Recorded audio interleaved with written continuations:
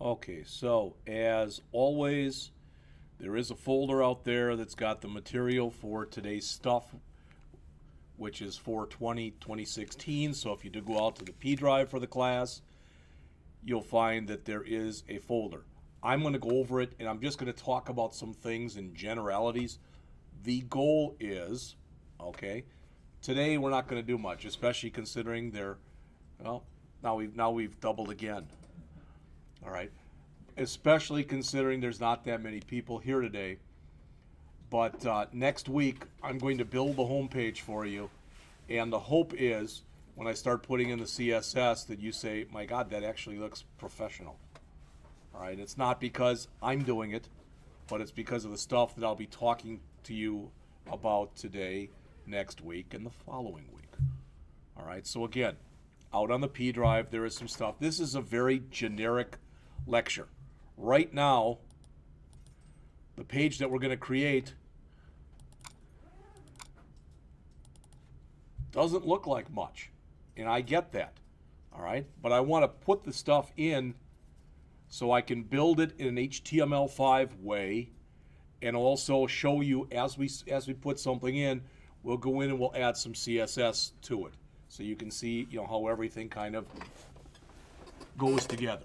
And again, this is more for the benefit, probably not for those of you in here, but there are quite a few people in this class, and even some second-year people, that I have my worries and my troubles and my doubts and my whatevers as to whether or not they ever were taught truly how to set up a web page.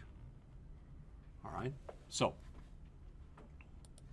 if you look in there, what you're going to see in that file, or in that folder, I should say, is some subfolders and some other stuff.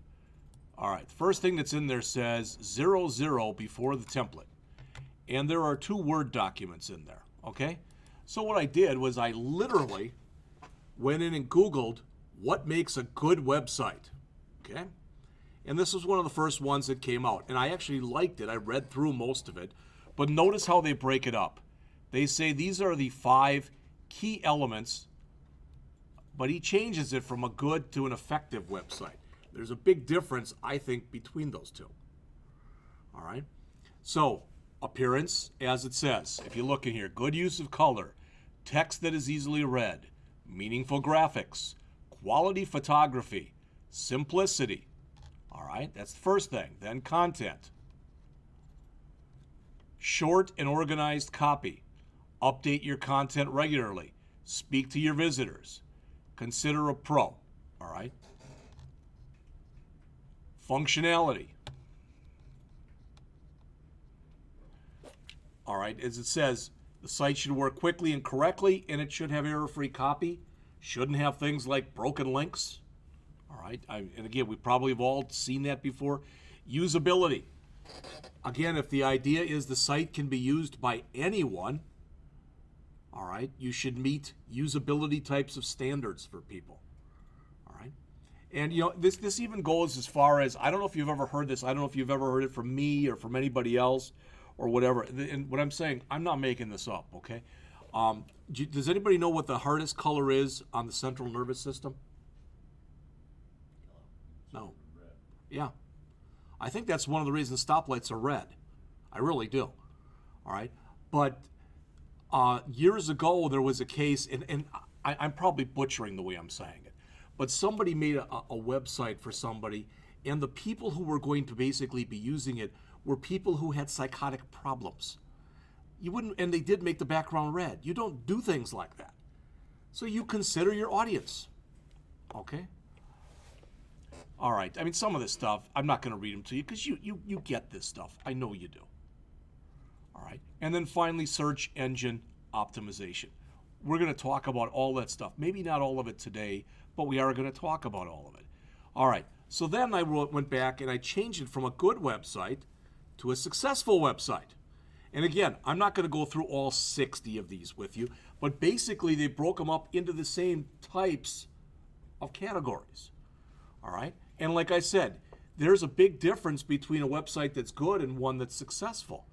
You can have a website that's actually been pretty poorly written, but if it's topical or if it's whatever, if people go to it, it still can be a success. You can have a website that's very well written, but if no one goes to it, technically it's not a successful website. All right? So, things like understanding your users, and they give you about 10 different things about those. Again, usability and accessibility, same kind of thing. Nailing the web design. Most of the stuff that you see in here, all right, getting the content right. You saw this before, but most of the stuff that's in here is common sense. But it's amazing the number of people who put stuff out there that don't use common sense. All right. All right. I think that's enough for this article. So I started thinking about this, and I thought, okay, how do we even start?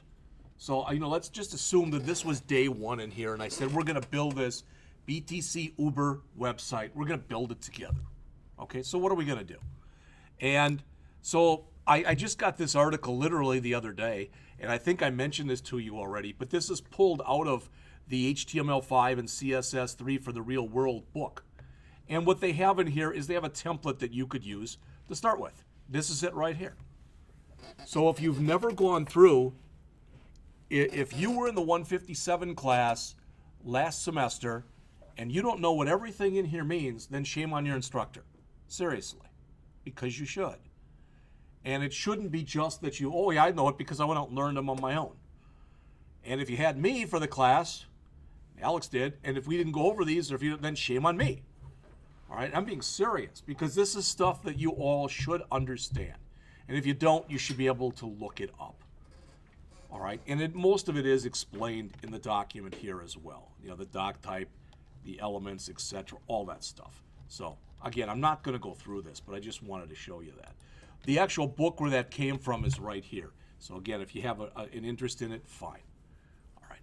Has anybody ever seen this before? Well, I don't want to bring it up like that. I'll bring it up in here. Anybody ever seen the CSS Reset file? All right, there are several of them out there. This one was written by Eric Meyer, and I give you a parallel, but most of you are too young. If I mention Dick Clark, you won't know who the hell I'm talking about. All right, but this is one of the creators, pretty much, of CSS. He's very well known in the CSS world. All right, and basically when you think about it, look at this. This isn't every tag there is, but it's quite a few of them. Turn off the margin, turn off the padding, turn off the border, set the font size to 100%. What he's saying is if you don't know this, I believe regardless of who you had for an instructor, you know at least the basics of CSS. And you know the fact that there is external CSS in a .css file. There's internal CSS that goes in style tags. And there's inline CSS that typically goes within span tags. I believe everybody in here knows that. But you may or may not know that even if you don't use any CSS on a page, by default, the browser adds some CSS. And it has its own default CSS that it adds. Basically, what this is doing, for lack of better words, is doing the best it can to turn that off. All right? And the easiest way you can tell is to create a simple page, or maybe not that simple, or use your page, if you've got CSS in it. And then take your CSS file out and look at it, then add this file and look at it again, and it should look different. All right? So, going along with that, again, I'm asking this because I don't know. I have absolutely no idea with the people in here where am I? Have you ever seen that before? HTML5 boilerplate. Ever seen it? Ever talked about it? All right. You're important, but you don't count. And I don't think I talked about it in the class that you took, the online one. But if you look out here, there's, notice it says download the newest version, get a custom build. I'm going to go to get a custom build. This will actually download a template for you.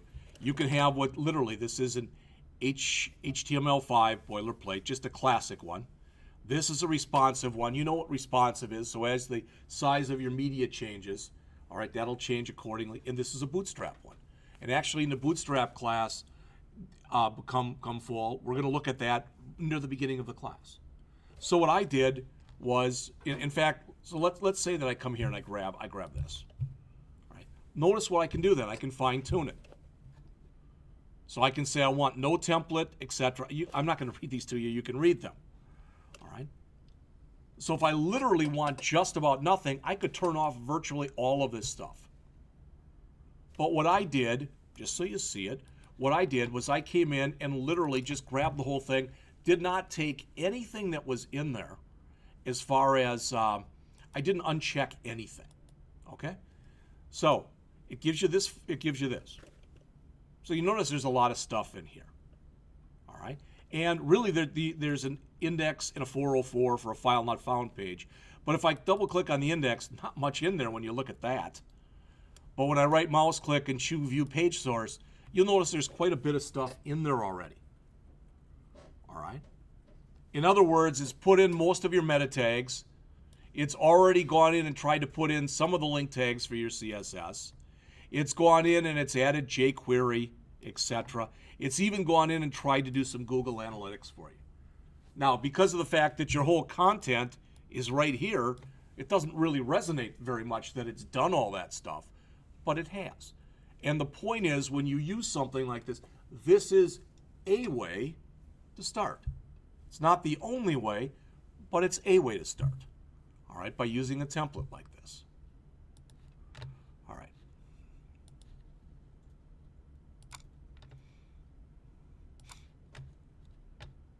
So I looked at it and I said to myself, okay, if I'm building a website from scratch, whether I use a template, whether I don't use a template, what's going to be the hallmarks, pretty much, for lack of better words, of a good website?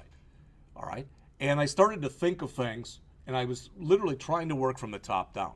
So as it says right here, the first thing I thought about was, well, I'd like to be able to have different kinds of fonts. You know, everybody has a serif or a sans serif or Arial or whatever.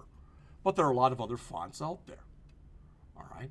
And if you look, because I put some URLs out here on this, for under these font URLs, you can go out to Google Fonts, where they have hundreds of fonts out there. All right? And what I tried to do was to grab that and grab a YouTube on it. Now, with some of the stuff that we're going to look at, some of these YouTubes are pretty long. Some of them are 2 or 3 minutes long. All right? And then there's Font Awesome CSS. So let's just really quickly take a look at a couple of those, provided considering I have so many things open. I'll say this one last time. If you weren't here for the class this morning, there's an Earth Day celebration tomorrow. There'll be vendors here. I don't know what you have to do with that. They're giving away a free lunch, 11:30 to 1, free giveaways, and you can spin the trivia wheel to win free prizes. I'm already excited. All right.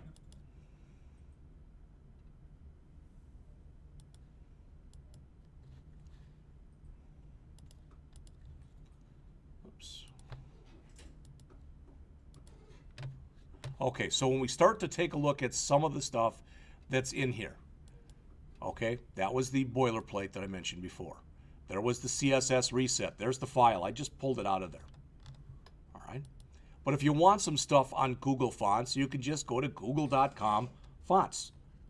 All right. And you can see as you start perusing your way through here, there are quite a few to choose from. And if you look here and you go, well, there's not that many. Well, notice, for example, here, 4 styles. All right. And I've got some stuff in there on how to use those, etc. All right, I'm jumping ahead a little bit. I thought I brought that thing up. I wanted to show you the Font Awesome thing.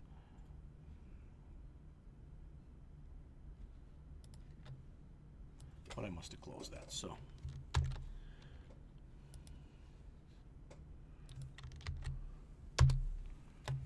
right. Font Awesome, the iconic font and CSS toolkit. Free download.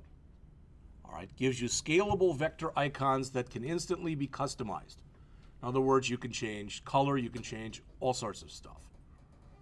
All right, because the idea is, you know, and granted, we could literally have done this as a class, and we could have built this very piecemeal, you know, this class or another class all semester, and probably by the end you would have been pretty good at creating websites.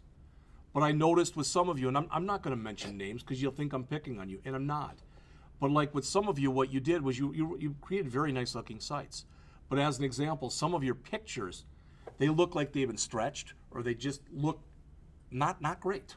How's that? So we're going to talk about how to fix that before the end of the period today. All right. And one of the reasons that I brought this up, this Font Awesome, is that's already going to turn some people on. No JavaScript required. All right.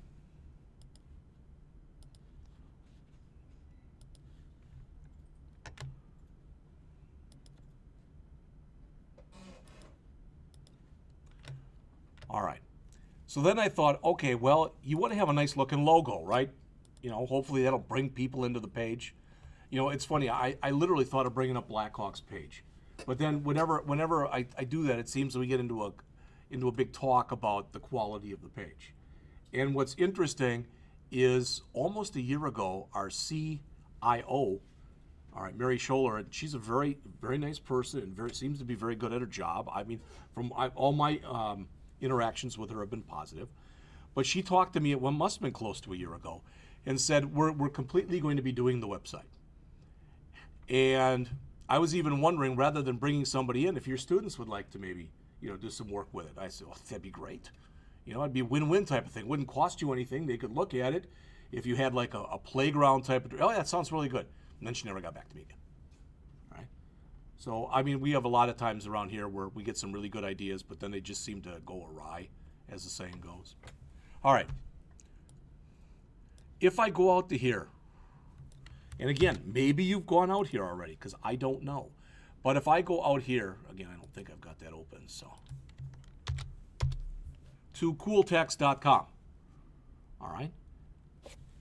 Just disregarding the stuff that's over here, all right? So I can come out here and I can choose something, okay? So in other words, that's really ugly. Yeah, but I can change whatever I want, you know.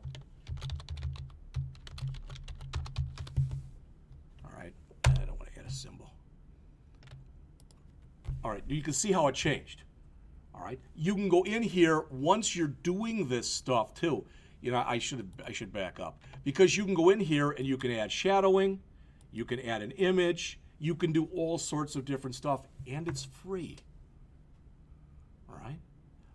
With one of these, and I don't remember if it's cooltext.com, I don't think it is, but with one or two of these that I'm going to show you, they make you sign up for a free account. The reason for that is when something is created, it's created on their software, and then they email it to the address that you put on the account.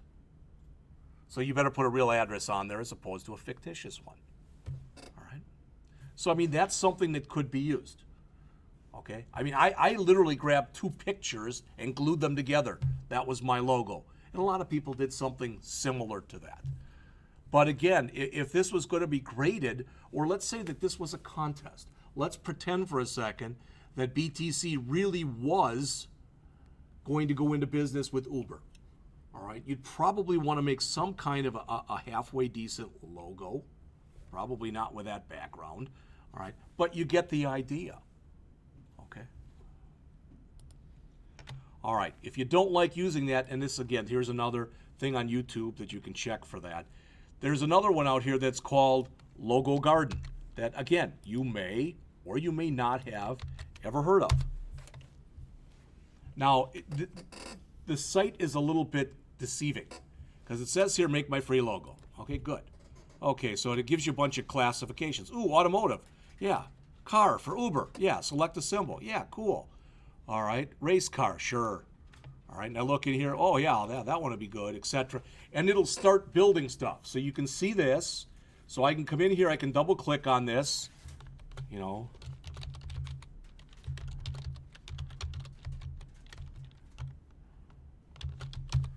And again, I can come in here with this stuff, and I can go and change colors. I can go and I can add effects, etc. The problem with using the Logo Garden is it will create something for you. It does. And the quality isn't great, it isn't bad, but it's usually really, really small what it gives you, because it's one of those things where if you want more, then you've got to kind of pay. All right, but it can be used. Okay, so that's two of the ones. Now, if you've never used this product before, and I'm not nearly as proficient on it as I would like to be or should be, you should check out GIMP. It's free. All right? As it says, it's an image manipulation program. And GIMP is the only one on here that I gave it its own folder, because one of the things that's in there is this: 20 fantastic GIMP tutorials to get you from beginner to pro. I wouldn't expect you to go through all 20 of these, but notice, cropping an image, resizing an image. It'll do all that for you for free, and it'll make it look really very impressive. I watched some of the stuff that's out there on YouTube, and it is fairly easy to use. All right, I'm not going to go through the rest of them, but you can add a background, remove a background, you can blur things, you can unblur things. They've got things in there for changing eye color. Remember when that was such a big thing when different color contacts came out? All right, you can do it in here too. So there's a lot of different things that you can do with this. You know, and again, you might say, well, big deal.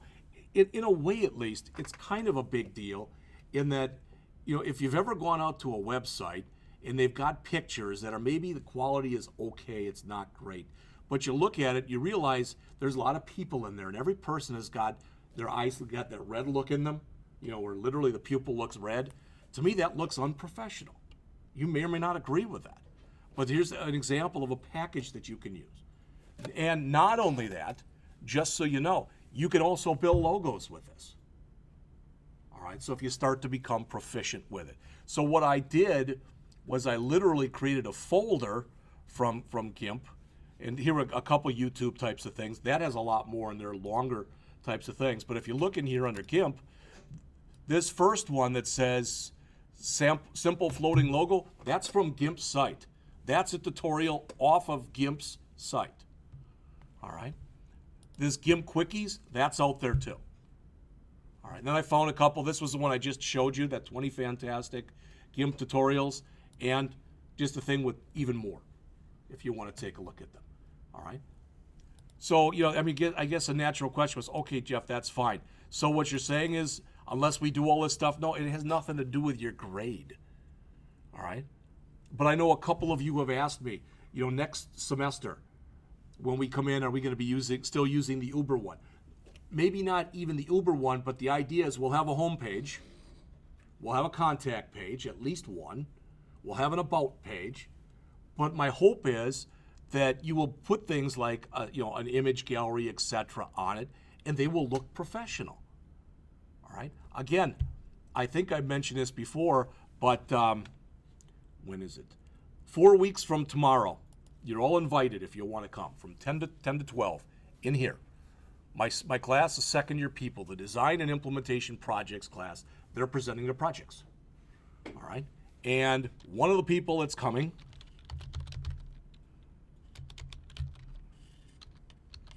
is from Foremost Media. It's one of the people. I don't know him.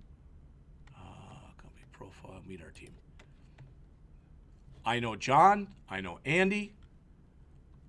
David was a student here, got his degree from here. Derek got his degree from here. Tony got his degree from here. The gentleman who's coming is Aaron Jacques. So he'll be here. But the point is, what I've been trying to kind of implore upon these second-year people are, this is your chance, all right?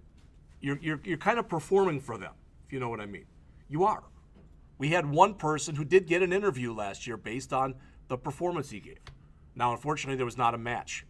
He didn't want what they were offering, and I think it showed in his interview, all right?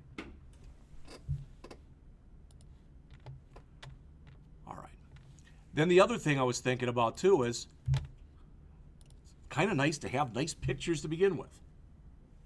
All right. And I don't know if you've ever gone out here before to depositphotos.com. All right. And again, maybe I'm preaching to the choir. Maybe you already know this, etc. But if I come out here, royalty-free stock photos, it's good quality, in other words. Anytime you ever take anything off of a site, if you are asked, You know, have you read the terms and conditions? Or if you're asked if you want to check, I always recommend, because usually now you can print them out. Now, unless they're 50, 60 pages long, I recommend you print them out or at least put them onto a file. All right.